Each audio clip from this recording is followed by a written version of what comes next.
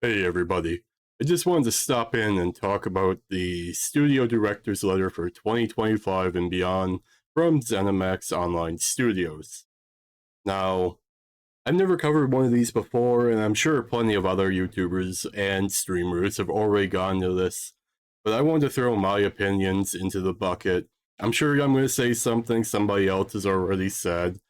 Maybe I come up with something creative in my own in here, but generally speaking, these are just my ideas and how I feel about what's said in here. Now, the first thing that really caught my eye, during the page on chapters, don't really care about that. If you're around ESO long enough, chapters came in after 2017, and the game had DLC before that, so I'm not too worried. Seasons, I'm not too worried about that. But a new focus on change and experimentation. We have been hearing from you, the community. So I don't believe that. They're saying they hear us. All right. It's a strong start. Strong start to change, I guess. To shake things up and not be so predictable. New, different types of content, and for long-standing feedback to be addressed. Long-standing feedback to be addressed. Think about anything that's happened in the recent, let's say, 2 or 3 years. Or to remember when block and dodge were broken. How long was that? Like weeks, months? Some of you may not remember that, especially if you joined after those updates. But yeah, there are things like that. If you go to other games or other companies, if something is like a day one problem from a launch or release or an update, it might get patched the same day, maybe a day later, maybe a week. But you don't end up like waiting 3 weeks, a month, 2 months, or 3 months until the next big update. They fix it generally pretty quickly. They want to try some experiments and patch notes and things that may not make it fully fleshed out into the game systems. Let's see what happens. Now, this is the one that really got me. This is probably the most silly thing they've said, and it's going to be the most silly thing in here. We need to seriously address Cyrodiil performance. Our quote-unquote ambitious goal is to return it to concurrency levels that we supported in 2014. So, they want Cyrodiil to perform like it was when this game was brand new. I'm going to be extremely pessimistic here. It's not happening. No. Now, would I like to see it happen? Oh, 100%. Hell yes. I'd love to see PvP Cyrodiil performance to be back to 2014, where you could have like 100 people on your screen, and that was just one faction. Now, this is something that they promise every single year. They say, guys, we're going to do better about Cyrodiil performance this year. We really hear you. You've been complaining nonstop for years that Cyrodiil performance sucks. We're going to fix it this time, we swear. I don't believe it. I'd love to see it be true, but I don't believe it. Now, we will be experimenting with a Cyrodiil campaign where all classes have PvP specific and more performant skills that replace standard player skills, with the expectation that we can support more players per campaign. Now, this kind of sits on the fence for me, because what happens to build diversity, what happens to the entire ESO mantra of play what you want? What's going to happen to that? I'd really like to see this be something interesting, but I can't say right now at this point in time that I'm supportive of it. Taking away the standard player skills and replacing them with what? I'd have to know more specifics. I want to know what it does to build diversity. I want to know if it's going to take, let's say, bombing or ganking out of the game? Or will you not be allowed to play, one specific style anymore, I'd love to see more players in the campaign. Love it. But I'm not sure this is the way. Increasing the difficulty of standard overworld content. Go for it. I don't see any problem with this. I started a new account to prove this point to some people who were telling me they died to delve bosses. You can get the weapon right out of the tutorial on a new account, and you can go and kill things and do your quests, and you don't even have to wear sets to kill like quest bosses or delve bosses anymore. It's ridiculously easy. But there are people out there who do struggle with that content, and I believe this will probably be something they don't like. Now I think it might be a bit easier with things like Oaken Soul out and so on and so forth these days, but I'm not in a position where I would know about that. Improving the overall feel of combat with animation, FX, and potentially audio work. As long as you don't do what you did to the Templar's jabs, go for it. Don't bother me. Experimenting with new zones like Craglorn, though it's not as large in size or scope, area, It's created for high-end groups and soft group content with associated gear chase. I'm not too bothered by this. I don't do a ton of PvE, but I'll go and check it out when it comes out, and hopefully it'll be interesting. It don't bother me too much. Adding and refining tools to make guild recruitment, interaction, and management easier and more logical. Now, some of you may know, some of you may not. My girlfriend and I, we ran Elder Scrolls Online guilds on our own for about 4 years. This will be great. If you have more tools for guild recruitment, interaction, and management, good. I'm not going to argue. As long as it performs well with the game systems already, 110% go for it.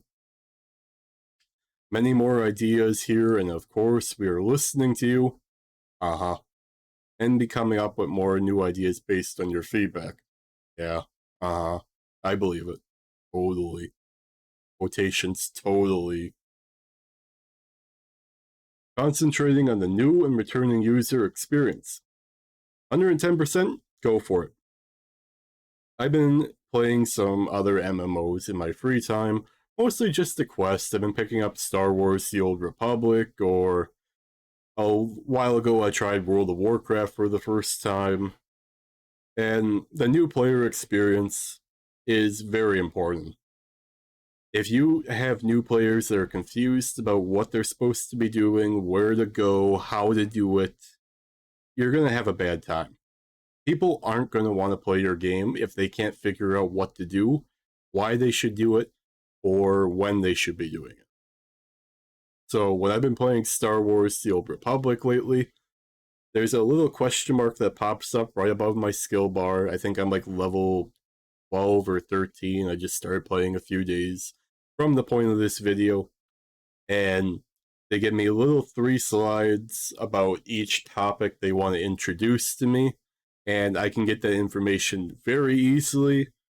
It's very straightforward, and it tells me where I can find things and why I would want to do them. I appreciate that as a new player. I think ESO could do better about that. ESO kind of locks it behind a menu that's just a wall of text, and, I don't think a lot of people see it. That's my thought. Maybe I'm wrong, but... So their plans are a new patcher with visuals and performance. Don't really care. Returning to the original Wailing Prison tutorial area for all new players. Already been launched, implemented, but we're tweaking it to improve the experience. 110% good. I think every new player to ESO should be put in the main game's tutorial. Because if you're thrown into Apocrypha or High Isle or Western Skyrim with whatever chapters you own, and you're completely new to the game, let's say, ooh, I'm an Elder Scrolls fan, I should just go buy all the chapters, all the DLC, and I'm going to start playing this game today. And you're thrown in like 3 different areas, how are you ever going to know what's going on? Visually improving base game zones with updated art and textures? Okay, go for it. I'm not going to complain about that. Not showing new players prologue quest or chapter quest compass pins. The jury is still out on how Stuga will feel about this. Don't worry, she's still looking for you. But, you know, that is just what I tied into with my previous point. Good. They should be able to see the main quest and start unlocking these things as they go. I'm sure there's some people out there who might want to rather do something to start, but just so that they get into the main quest before these things unlock so they're not getting super confused. 100% go for it. I'm up. I'm for it. Sprucing up the game's PC UI, which is long overdue for a modern visual upgrade. Now, this, I'm very picky about my UI. I hate having things everywhere. Now, this is something, I'm not a big MMO gamer. I can't tolerate having a million things on my screen and not figuring out what's going on. A lot of people on PC use UI mods, and there are a lot of people who don't, or console players who can't. And since this is only about PC, I don't really have to measure console players, but point being, this is going to be something I have to see before I can make a good or bad judgment on. Other map and UI systems still in the design and idea stage, making returning to the game more seamless and get you back into the action quickly. Okay. At this point in time, I don't have any complaints about that. Continuing to tell great stories. Now, I really want to see what they're going to call a great story, because for the last few years and the last few chapters, I've not been too interested in the questing. Now, there are breakaway quests, there's some good side quests, but let's go back a couple years, something like High Isle. That was one of the lowest of lows in ESO writing I think I've ever seen. It was very painfully obvious who the main villain was going to be, even before he was quote-unquote unmasked. I remember specifically there's one part where you go into the guy's basement and he has this giant cavern in his basement, and you go and you find his journal saying, hey, I'm the bad guy with the secret name, and I'm doing it for X, Y, and Z. And then your quest companion notes that you pick up the book, and they go, why would that be down here? Huh. That's interesting. It's like, are you stupid? You literally just found a confession. Now, it is painfully obvious from the start, but you literally have the confession in hand, and your quest companion, are they illiterate? Does they just not know what's going on? It's painful. Probably one of the worst stories they had. Now, they want to do better stories, not adding giant land masses, but continuing stories in existing stones and storing lights to bring back familiar characters. Hallmark Elder Scrolls organizations like Dark Brotherhood, Thieves Guild, Fighters, and Mages Guild. Okay, I really want to see this, because in my heart, I'm a big RPG guy. I love to go do quests. You know, you see me do PvP all throughout this channel, but I do play some RPG games on the side. Starfield, I played a bit of Mass Effect, survival game called The Long Dark. You know, I've played stuff. I appreciate if you go check those videos out, if that's something you're interested in. I tend to yap a lot in those videos if you like the sound of my voice for some reason. But anyway, I love RPGs. If they're gonna tell quote-unquote great stories with great writing, count me in. But if they're defining great, like High Isle, I'm out. I can't care less. But, to be fair, nothing can be worse than Dragon Age the Veilguard's writing, so I'll give him a chance. That being said, these are all the points that I wanted to cover in this studio director's letter for 2025 and beyond. If you liked it or disagree, agree with anything I said, let me know down in the comments. I try to make an effort to reply to every single comment I have, as long as it's something constructive and not just, I hate ESO, it's the worst game ever. Something of that nature, you know? Then again, like the video, drop a subscribe, leave a comment. I will see you in the next video.